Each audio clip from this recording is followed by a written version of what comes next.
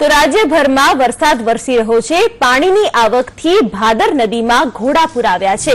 નદીમાં પૂર આવતા પુલ ધોવાયો છે। નાના છેડા ગામ પાસે પુલ ધરાશાયી થવાની પણ ઘટના બની છે। પાળિયાદથી સાયલા જવાનો રસ્તો બંધ કરવાની ફરજ પડી છે, તો પુલ ધરાશાયી થતા વાહન વ્યવહાર પણ બંધ થયો છે।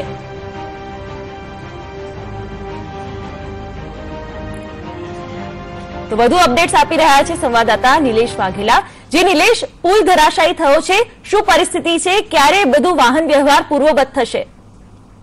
ખાસ કરીને સુરેન્દ્રનગર બોટાદ જોડતો એકમાત્ર માર્ગ કહી શકાય તે પ્રમાણે સાયલાથી સાયલા પાળિયાદનો રસ્તો કહેવાય છે કે જ્યાં નાના છેડા ગામ પાસે આવેલો આ પુલ છે, જે ગઈકાલે મોડી રાત્રે ધરાશાયી થયેલો છે।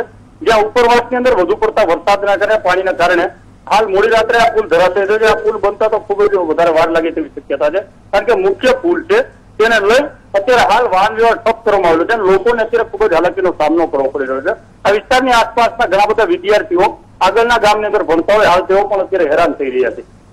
જી નિલેશ, કોઈ વૈકલ્પિક રસ્તો છે આના માટેનો?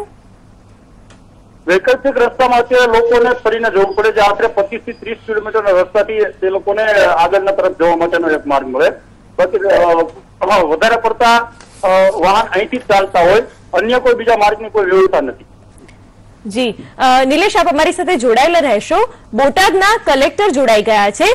જી સર, પાળિયાદથી સાયલા જવાનો જે રસ્તો છે, જે પુલ છે, ધરાશાયી થયો છે, શું કહેશો આપ? આ બાબતમાં અત્યારે તો આ બાજુ ટ્રાફિકના ફ્લો ના થાય એટલા માટે બેરિકેડિંગ અને વ્યવસ્થા રાખવામાં આવી છે, અને અત્યારે બધા જિલ્લાઓમાં અને નીચાણના વિસ્તારોમાં જ્યાં ટાઈમ આવ્યું છે ત્યાં આપણા તંત્ર ગામે ગામે કરે છે અને સિચ્યુએશનને સ્થિતિ લઈ રહ્યા છે। જી સુજીત કુમારજી, એક બાબત એ પણ સામે આવી રહી છે કે નજીવા વરસાદમાં પુલ ધરાશાયી થયો છે અને જે રીતે પુલ તૂટી ગયો છે તે રીતે શું આપ માની રહ્યા છો આ વિશે? હા, અત્યારે આ જે પુલ હતું ક્યારનું હતું એનું એની ક્યારે ચકાસણી કરવામાં આવી છે, આ બીજા વિષય છે। અત્યારે તો સૌથી પહેલા આપની સ્થિતિ જે આપણા રોડ રસ્તા જે જિલ્લામાં છે એની વ્યવસ્થિત સંચાલન થાય અને રૂટીનમાં જે થાય આ આપણે તંત્રની મેઇન। જી સર, આના સિવાય બીજો કોઈ આવન જાવન માટેનો રસ્તો ખરો ત્યાં? હા, આ ગામમાં જવા માટે એક વૈકલ્પિક રસ્તા છે, પણ થોડુંક લાંબો રસ્તો છે। ત્યારે આપણે બધા ગામડે અને આ બધી સિચ્યુએશનમાં આપણે મુલાકાત લેવાની। બિલકુલ, અને હવે કામગીરી કઈ પ્રકારની હશે આપના તરફથી? અત્યારે આપના તંત્ર બધા ફિઝિશિયન, રોડ એન્ડ બિલ્ડિંગ દરેક લોકો અત્યારે આપના કામગીરી ચકાસી રહ્યા છે અને પોતપોતાના ફિલ્ડ ઉપર છે। હું પણ ફિલ્ડમાં છું, મામલતદાર ડીડીઓ થી લઈને, અને કંટ્રોલ રૂમ પણ 24 અવર આપણું ચાલુ છે।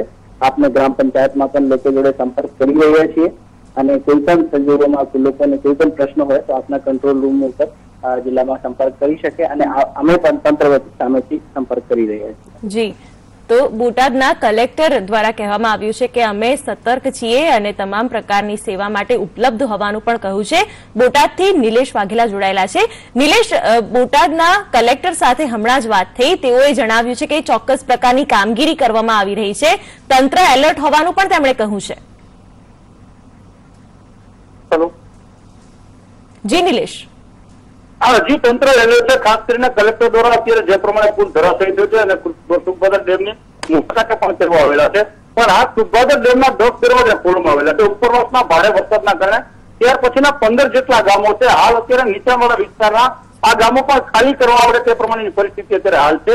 ત્યારે કહી શકાય કે ઓછા વરસાદના કારણે બોટાદ જિલ્લાની અંદર ઉપરવાસના વધારે પડતા વરસાદના કારણે હાલ અત્યારે અહીં લોકોની હેરાનગતિ અત્યારે વધેલી છે। જી નિલેશ, કોઈ સ્થળાંતરના સમાચાર છે કે કેમ? કારણ કે નદીમાં પૂર આવતા પુલ ધોવાયો છે, સાથે નીચાણવાળા વિસ્તારોની પણ અત્યારે પરિસ્થિતિ ખરાબ છે। આ ચોક્કસ, કારણ કે નીચાણવાળા વિસ્તાર એટલે કે પાળિયાદની આસપાસના લગભગ 15 થી 20 ગામડાઓ છે। ત્યારે આગળ જો વિછિયા અને સાયલાના વાત કરવામાં આવે તો 50 જેવા ગામડા એવા છે કે જ્યાં નીચાણવાળા વિસ્તાર છે, જે ઉપરવાસની અંદર ભારે વરસાદના કારણે હાલ તેઓની પરિસ્થિતિ અત્યારે ખૂબ જ ખરાબ છે। કદાચ ગામના મોટાભાગના લોકોને હાલ અત્યારે ત્યાંથી અન્ય જગ્યા પર સ્થળાંતર કરવાની પણ અત્યારે હાલ કામગીરી શરૂ કરી દેવામાં આવી છે। જી નિલેશ, સમગ્ર અપડેટ્સ બદલ આભાર।